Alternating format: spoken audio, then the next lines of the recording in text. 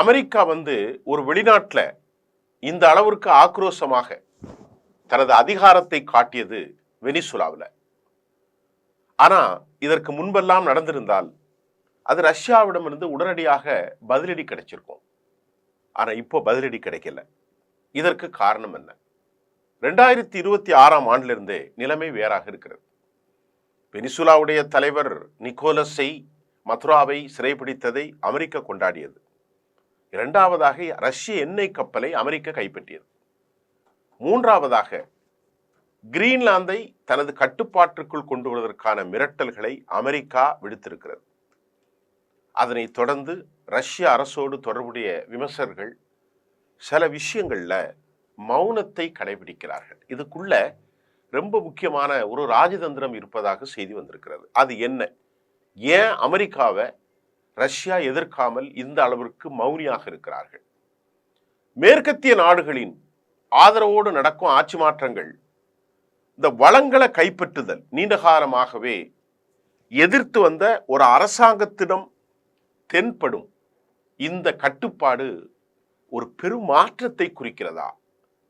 அமெரிக்காவின் செல்வாக்கை சமநிலைப்படுத்துவதற்காக வெனிஸ் மற்றும் ஆர்டிக் போன்ற பகுதிகளில் ரஷ்யா பெரிய அளவில் முதலீடுகளை செய்திருக்கிறது. விளாடிமிர் புட்டின் இந்த நிகழ்வுகள் குறித்து எந்த கருத்தையும் தெரிவிக்கலைன்னாலும் கூட இந்த வருஷம் ஆரம்பத்திலிருந்து ஜனவரி 6ஆம் தேதி தொலைக்காட்சிகளில் கிறிஸ்துமஸ் நிகழ்ச்சி பொதுவெளியில் அவர் தோன்றினார். அவரது செய்தி தொடர்பாளர், புட்டினுடைய செய்தி தொடர்பாளர் டிமிட்ரி பெஸ்கோவ், ரஷ்ய அரசினுடைய அரசு தொலைக்காட்சி சேனல்கள் விடுமுறை நாட்களில் இந்த விவகாரத்தில் மௌனம்தான் காத்தனவே தவிர அமெரிக்காவை குறித்து எந்தவித கருத்தும் தெரிவிக்கவில்லை. டொனால்ட் ட்ரம்பினுடைய சமீபத்திய சர்வதேச நகர்வுகள் உக்ரைன் விவகாரத்தில் அமெரிக்காவுடனான ரஷ்யா மேற்கொண்டு வரும் நடைமுறை ரீதியான நுட்பமான பேச்சுவார்த்தைகளை சேதப்படுத்துவதை ரஷ்யா விரும்பவில்லை. அதனால தான் இந்த மௌனம் என்று சொல்லப்படுகிறது. அது உக்ரைன் விஷயத்தில் ரஷ்யாவுக்கும் அமெரிக்காவுக்கும் இடையில ஒரு கனத்த மௌனம் அல்ல, ஒரு ரகசியம் இருக்கிறது. அவங்களுக்குள்ள ஏதோ ஒரு அண்டர்ஸ்டாண்டிங் போயிட்டு இருக்கு. அதனால தான் இந்த கனத்த மௌனம். இரண்டாவது, வெனிசுலா அதிபர் நிக்கோலஸ் மதுரா அவரது மனைவிய அமெரிக்க பாதுகாப்பு பட அழைத்து செல்லப்பட்டதை நாம பார்த்தோம். 26ஆம் ஆண்டு தனது பலத்தையும் காட்டினார்கள். வெனிசுலா தலைவர் மதுரா கைது செய்யப்பட்டது ஒரு போதை பொருள் கடத்தல் குற்றச்சாட்டில் அவரை நியூயார்க் அழைத்து வரவும் உத்தரவிட்டார்கள். அது நடந்து முடிஞ்சது. அமெரிக்காவின் கட்டுப்பாட்டில் அந்த நாடு தற்காலிகமாக இருப்பதாகவும் அமெரிக்கா அறிவித்தது, டொனால்ட் ட்ரம்ப் அறிவித்தார். ஆனா ரஷ்ய அரசு தொலைக்காட்சியில் நடப்பு தொடர்பான நிகழ்ச்சிகளின் எண்ணிக்கை குறைக்கப்பட்டிருந்தாலும் வெனிசுலா அதிபர் மதுரா அதிகாரத்திலிருந்து நீக்கப்பட்டிருப்பது ரஷ்ய நலனுக்கு உகந்தது என்ற கருத்தையே முக்கிய அரசு ஊடகங்களுடன் தொடர்புடைய ஆய்வாளர்கள் முன்வைத்தார்கள். இது உலகத்துல யாருக்கும் தெரியாதுங்க. இதுல என்னங்க இருக்கு? ரஷ்யா ஏன் இப்படி சொல்லுது? அந்த ஆய்வாளர்கள் என்ன சொல்றாரு? வெனிசுலாவுடைய அதிபரை நீக்கியது ரஷ்யாவுக்கு உகந்ததா? அது என்னன்னு பார்ப்போம். தமது செல்வாக்குள்ள பகுதிகளில் மேலாதிக்கத்தை நிலைநாட்டுவதன் மூலம் ரஷ்யாவுக்கும் அதையே செய்ய அமெரிக்கா சுதந்திரம் கொடுத்துட்டு என்று சில ஆய்வுகள் வாதாடினது. இங்க பாரு, உன் இடத்துல நீ தாதாவா இருந்துக்க, என்னுடைய எல்லையில நான் தாதாவா இருக்கேன் அப்படின்னு ஒரு செய்தி ரகசியமா அவர்களுக்குள்ள பகிர்ந்தப்பட்டிருக்கிறது. கடந்த ஆண்டு டிசம்பர்ல வெளியிடப்பட்ட ட்ரம்ப் நிர்வாகத்தின் புதிய தேசிய பாதுகாப்பு உத்தியின் நடைமுறை உதாரணம் இது என ரஷ்யாவினுடைய ஆதரவான விமர்சகர்கள் கருத்துக்களை தெரிவிக்கிறாங்க. செல்வாக்கு மற்றும் பகுதிகள், அந்த பகுதியில் இருக்கக்கூடிய வல்லரசுகள் சிறப்புரிமைகள் ஆகியவற்றை வலியுறுத்தியதற்காக இந்த யுக்தியை ரஷ்ய அதிகாரிகளால் வெளிப்படையாகவே பாராட்டப்பட்டது. நிக்கோலஸ் மதுராவின் கைது குறித்த கருத்து தெரிவித்த கிரெம்ளினுக்கு நெருக்கமான வெளியுறவு கொள்கை நிபுணர், ரஷ்ய நிபுணர் பியோடர் லூக்கியானோவ் அமெரிக்காவுடைய இந்த புதிய யுக்தியை அவர் குறிப்பிட்டார். இதுதான் ட்ரம்ப் கோட்பாடு செல்வாக்கு உள்ள பகுதிகள் மீண்டும் சர்வதேச உறவுகளின் முக்கிய அங்கமாக மாறுவதை உறுதிப்படுத்தியது என்றும் வணிகச் செய்திகளிடத்தில் கொம்மர்சாண்ட் என்கின்ற அவர் தெரிவிக்கிறார். இதுக்கிடையில ரஷ்ய எம்பியும் அரசு தொலைக்காட்சி தொகுப்பாளருமான ஜெனி போப்போவ் அமெரிக்காவினுடைய சமீபத்திய நடவடிக்கைகள் யுக்தி ரஷ்யாவிற்கு கொஞ்சம் அசௌகரியம் என்பதை ஒப்புக்கொண்டாலும் அவை நீண்டகால அடிப்படையில் ரஷ்யாவுக்கு நன்மை தரும் என்றும் நம்பிக்கை தெரிவித்தார். நடப்பவை நமது கைகளை விடுவித்து வெளிப்புற அழுத்தத்தை குறைக்கின்றன. உலக அரங்கில் ஏற்படும் பின்னடைவு என்பது நாம் பயன்படுத்தி கொள்ள வேண்டிய ஒரு வாய்ப்பு என அவர் டெலிகிராம்ல போப்போவ் குறிப்பிடுகிறார். சில ரஷ்ய ஆதரவு விமர்சகர்கள் விருப்பம் இல்லாவிட்டாலும் அமெரிக்காவின் விரைவான மற்றும் தீர்க்கமான நடவடிக்கைகளுக்கு தங்களுக்கு மரியாதையை வெளிப்படுத்தினார்கள். ஆனால் விருப்பம் இல்லை. ஆனால் ரஷ்யாவுக்கு இது விருப்பமா இருக்கு. இப்போ எவ்வளோ மோசமான தன்மை பாருங்க. ரஷ்யா ஒரு காலத்தில் உக்ரைனில் இத்தகைய நடவடிக்கையை தான் கற்பனை செய்தது. ஆனால் அங்குள்ள நிலைமை முழு அளவிலான போராக மாறியது. அது இப்போது 5வது ஆண்டில் உள்ளது. 4 வருஷம் முடிய போகுது.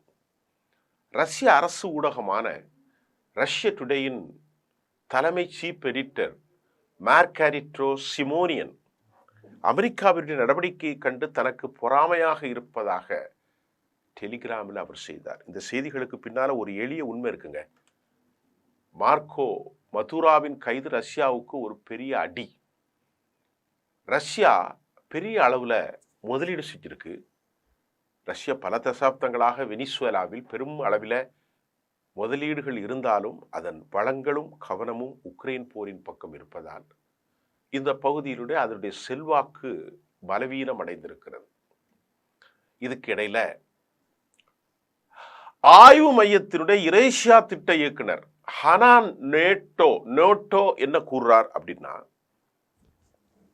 வெனிசுவேலா விவகாரத்தில் ரஷ்யா கடுமையான விமர்சனத்தை தவிர்ப்பது ரஷ்ய அதிபர் தற்போது ட்ரம்பை கோபப்படுத்த விரும்பவில்லை என்பதை காட்டுகிறது. அவர் ஒரு கையாள வேண்டிய இன்னும் பெரிய பிரச்சனைகள் உள்ளன என்றார்கள்.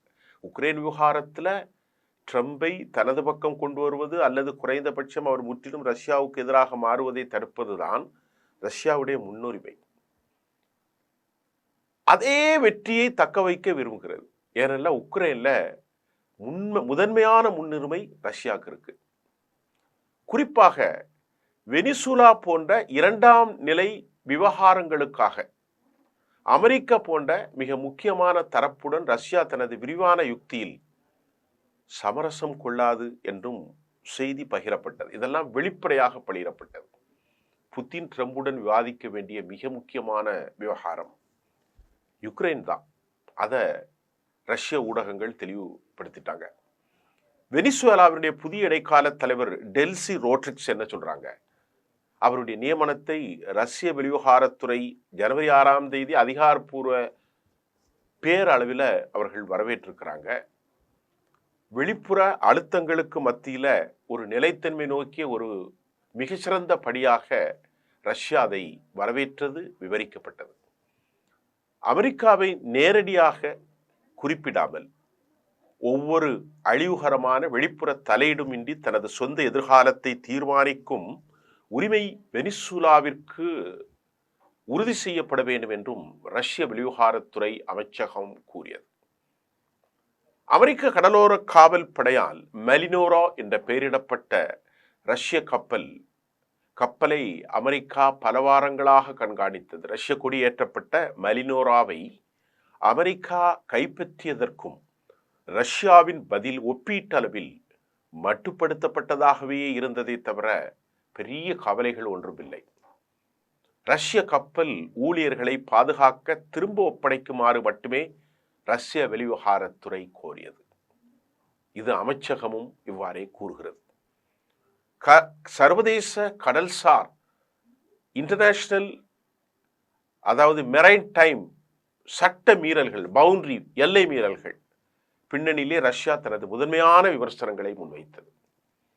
சூழலை கருத்தில் கொண்டால், அதாவது நடுக்கடலில் ரஷ்ய பதிவு உரிமை கொண்ட கப்பலில் அமெரிக்க படைகள் ஏறியது என்பது மிகப்பெரிய விஷயம். அது சாதாரண விஷயம் அல்ல. ஆனா ரஷ்யாவின் இதற்கு வினை கடுமையாக இருந்திருக்கலாம். இப்போ உங்களுக்கு புரியும். ரஷ்யா ஏன் மௌனமா இருக்கிறாங்க? ரஷ்யா கண்டு காணாமலும் இருக்கிறாங்க. இப்போ புரியும். ரஷ்ய கடற்படை கப்பல்கள் இருப்பதாக தகவல் இருந்த போதிலும் ரஷ்யா அந்த கப்பலை திரும்ப கோரவோ அல்லது அதை மீட்க பலத்தை பலப்படுத்துவோம் என்றும் எதுவுமே குறிப்பிடல. பட்டும் படாமலும் ஆடைக்கு மேல் சொரிந்த கதையாக அது தன் நிலையை வைத்துக் கொள்கிறது. ஆடைக்கு மேல் இப்படி சொரிந்த கதையாக அமெரிக்கா அல்லது பிற நாடுகளின் கப்பல்களுக்கு எதிராக பழிவாங்கக்கூடிய எந்த நடவடிக்கையும் ரஷ்யா அறிவிக்கவில்லை. அமெரிக்கா ஆக்கிரமிப்புக்கு எதிரான ரஷ்யாவுடைய இந்த மென்மையான போக்கு கடைபிடிப்பதாக கடும் போக்காளர்கள் கடும் குற்றச்சாட்டு எழுப்பின போதிலும் நாடாளுமன்ற உறுப்பினர் அலெக்சி ரஷ்யாவுடைய நாடாளுமன்ற உறுப்பினர் அலெக்சி ஜுரோலியோ இவர் ரொம்ப முக்கியமான ஆளுங்க. இராணுவ ரீதியாக ஒரு பதிலடி கொடுக்க வேண்டும் என்று கோரியதோடு இதற்கு பதிலடியாக அமெரிக்க கடலோரப்படையின் 2 படகுகளை நீர்மூழ்கி குண்டுகளால் ரஷ்யா மூழ்கடிக்க வேண்டும் என்றும் அவர் கூறினார். ரஷ்யா ஆதரவு டெலிகிராம் வலைப்பதிவான விஷனரி என்ன சொல்லுதுன்னு பார்ப்போம். இது யாருக்கும் சொந்தமில்லாத சர்வதேச கடல் பகுதியில் ரஷ்ய கப்பலை கைப்பற்றுவது ரஷ்யா மீதான தாக்குதலாக கருதப்படலாம் என்று ஒரு கருத்தை பதிவு செய்தது. கடல்வழி தடங்களை இராணுவ ரீதியாக தடுப்பது என்பது போர் பிரகடனம் செய்வதற்கு ஒப்பு அப்படின்னு தான் குறிப்பிட்டாங்க. 2025 ஜனவரியில கிரெம்ளின் செய்தி தொடர்பாளர் டிமிட்ரி பெஸ்கோவ் கிரீன்லாந்தில் நடக்கும் முன்னேற்றங்களை ரஷ்யா தீவிரமாக கவனித்து வருவதாக கூறினார். ஆனால் டென்மார்க்கிற்கு சொந்தமான இந்த ஆர்டிக் பிராந்தியத்தின் மீதான அமெரிக்காவின் உரிமை கோருதலை அமெரிக்காவுக்கும் டென்மார்க்கும் இடையான இருதரப்பு விஷயம் என்றும் அவர் விவரித்தார். அமெரிக்காவுக்கு சாதகமாகவே போகிறாருங்கிறத அந்த கட்டுரை. இது சர்வதேச கட்டத்தின் தமிழாக்கம் தான். ஜனவரி 7ஆம் தேதி 2026 இப்பகுதி கட்டுப்பாட்டிற்குள் கொண்டு வர அமெரிக்கா உத்தேசித்துள்ளதாக ட்ரம்ப் அறிவித்த பிறகு ரஷ்யாவிடத்திலிருந்து எந்த அதிகாரப்பூர்வமான பதிலும் இல்லை. இதற்கிடையில கிரீன்லாந்தை கட்டுப்படுத்துவதில் ட்ரம்பினுடைய புதிய பிடிவாதம் குறித்து ரஷ்யா ஆதரவு குரல்கள் மகிழ்ச்சி அடைந்தன. ஈரோப்பாவினுடைய பலவீனத்திற்கு இது ஒரு அடையாளம் என்றும் யுக்ரைனில் ரஷ்யாவின் நடவடிக்கைகளை நியாயப்படுத்தும் மற்றொரு வாதமாகவும் ரஷ்ய தரப்பு தமக்கு ஆதரவாக பல கருத்துக்கள் முன்வைக்கப்பட்டது. ரஷ்யாவினுடைய சிறப்பு தூதர் டிமிட்ரி தனது எக்ஸ் தளத்தில் என்ன சொல்றார்னா, கிரீன்லாந்து கிடைப்பது கிட்டத்தட்ட உறுதியாக தெரிகிறது. யூரோப்பிய ஒன்றியம் தனது அடிமைத்தனத்தை தொடர்ந்து செய்யும், அதாவது சூழ்நிலையை கண்காணிப்பது மற்றும் டபுள் ஸ்டாண்டிங் இரட்டை நிலைப்பாடுகளுக்கு உதாரணமாக இருப்பது அடுத்தது கனடாவா என்றும் அவர் கிண்டல் செய்கிறார். யூரோப்பிய யூனியனுடைய வீழ்ச்சியாக ரஷ்யா கிண்டல் பண்ணுகிறது. இந்த மாதம் ஜனவரி 6ஆம் தேதி அமெரிக்காவின் CNN நேர்காணலில் ட்ரம்பினுடைய மூத்த உதவியாளர் ஸ்டீஃபன் மில்லர் ஒரு விஷயத்தை குறிப்பிடுறார்.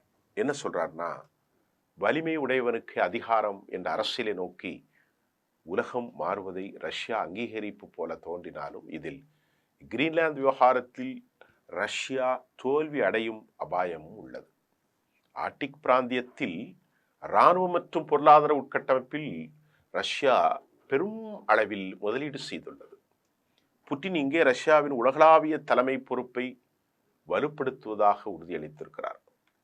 2023 வெளியிடப்பட்ட ரஷ்ய புதிய விவகார கொள்கை கருத்தாக்கத்தில் ஆர்டிக் பகுதி மாஸ்கோவின் வெளிவிவகாரத்துறை கொள்கை முன்னுரிமைகளில் 2வது இடத்தில் இருந்தது. உக்ரைன் உள்ளிட்ட முன்னாள் சோவியத் நாடுகளான உறவுகள் மட்டுமே முதல் இடத்தில் முன்னுரிமையாக வைக்கப்பட்டது.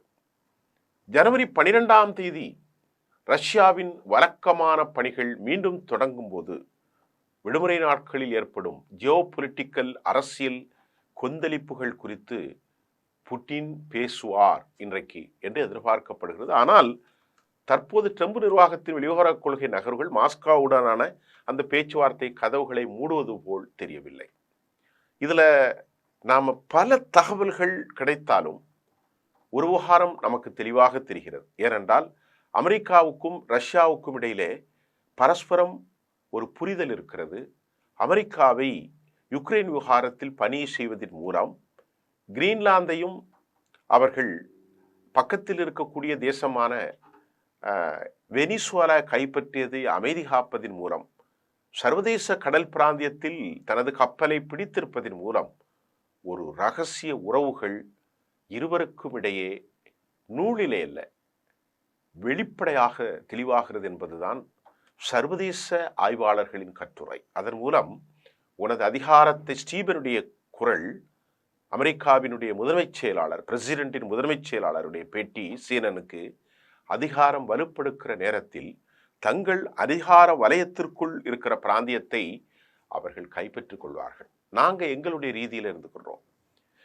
எங்க நாடான தென் அமெரிக்க பிராந்தியத்திலும் ஆர்டிக் பகுதி எங்களை ஒட்டி இருக்கக்கூடிய அந்த லத்தீன் அமெரிக்க பகுதிகளில் எங்கள் அதிகாரத்துக்கு உட்பட்ட மெக்சிகோ, அதே போன்று கொலம்பியா, கியூபா, அதே போன்று இன்றைக்கு பிடித்திருக்கக்கூடிய வெனிசுவேலா, கரீபியன் தீவுகள் எல்லாவற்றையும் நாங்கள் ஆட்கொள்வோம். நீ உன் நாட்டில் இருப்பதை ஏற்றுக்கொள். 1991 பிரிந்த பல தேசங்கள் Kazakhstan, Azerbaijan, Armenia, Uzbekistan, Ukraine இவற்றில் நீ ஆதிக்கம் செலுத்திக்கொள். அப்படி என்றால் இவர்களை நம்பி இருக்கக்கூடிய நேட்டோக்கள் யூரோப்பியர்களின் நிலை என்ன? கிண்டல் செய்கிறார்கள். யூரோப்பியர்கள் அடிமைகள் என்று. யூரோப்பியர்களின் மிக முக்கியமாக பார்க்கப்படுகின்ற டென்மார்க்கினுடைய கிரீன்லாந்தை உள்ளே புகுந்தால் அடுத்து கனடாவிலும் என ரஷ்யா கிண்டல் செய்வது, ரஷ்யாவுக்கு அமெரிக்காவை எதிர்க்க வேண்டும் என எந்த எண்ணமோ இந்த பிரச்சனையில் அவர்கள் சீரியஸாக நடக்கவில்லை என்பதை பார்க்கின்ற போது அமெரிக்காவுக்கும் ரஷ்யாவுக்கும் இடையிலே ஒரு பிராந்திய ஒரு ரீஜனல் தாதாக்களுக்கு இடையே வடக்கு உனக்கு, தெற்கு எனக்கு, மத்திய வேறு ஒருவனுக்கு என்று எல்லையை பகிர்ந்து கொண்டு மாமூல் வாங்கக்கூடிய ஒரு சாதாரண தாதாக்களின் செயல்பாடாக உலகின் 2 வல்லரசுகளும் ரஷ்யா, அமெரிக்கா மாறியிருப்பதாகவே இந்த செய்தி தொகுப்பு நமக்கு களப்படுத்துகிறது. நன்றி.